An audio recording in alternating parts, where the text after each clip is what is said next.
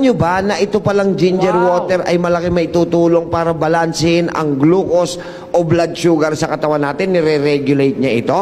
At ito matindi. Ito matindi. Bakit? Pag uminom ka kasi ng tubig na may ginger sa umaga ng before meals, ikine-create na ng atmosphere ni ginger na hindi ka mag-crave. Sa loob hindi ka mag-crave para makakain ka na marami.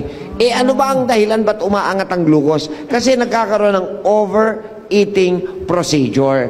Kaya to refrain from that, drinking ginger water early in the morning, malaki may tutulong. Pangalawa, alam nyo ba na malaki ang may tutulong ni ginger water para maprotektahan ang ating puso? Bakit daw? Kasi pag umiinom tayo, yung property mismo ng luyang puti ang pinag-uusapan Ang property mismo ni luyang puti ay nakakabalanse ng tamang level ng cholesterol sa katawan. Ano ba ang maganda kung ikaw ay iinom ng ginger water Araw-araw. O, ano mangyayari? O, basahin mo. Okay, ginger water is full of antioxidants, which play an important role in helping your body handle free radicals, lowering your risk of health conditions like cancer, heart disease, and diabetes.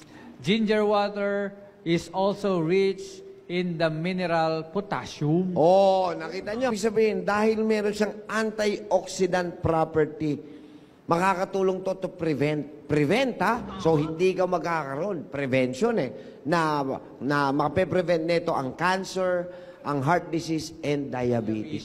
Wow! Galing. Napaka-healthy naman niyang luya na yan. Akala nung iba, panlasa lang yan sa luto. Hindi ho. Okay, ang tanong naman. Dok, alam na namin yung oras. Alam na namin anong magagawa niyan. Okay, gaano karami ang pwedeng inumin yan? Ito, may dosage po tayo, Ang dosage niyan. Drink a brew made with 1-inch chunk of ginger 3 to 4 times a day for as long as symptoms last. Yan. So, kung nararamdaman mong mataas sugar mo, 3 to 4 times. Okay. If you're taking it for nausea, kung meron ka daw nausea, pagduduwal, dahil acid yan you may feel relief with a few hours. Aba, malaki pala may tutulong nito kung naduduwal-duwal ka. At for muscle soreness, kung sumasakit na yung mga muscle mo, pagod drink regularly over multiple days to feel the effect.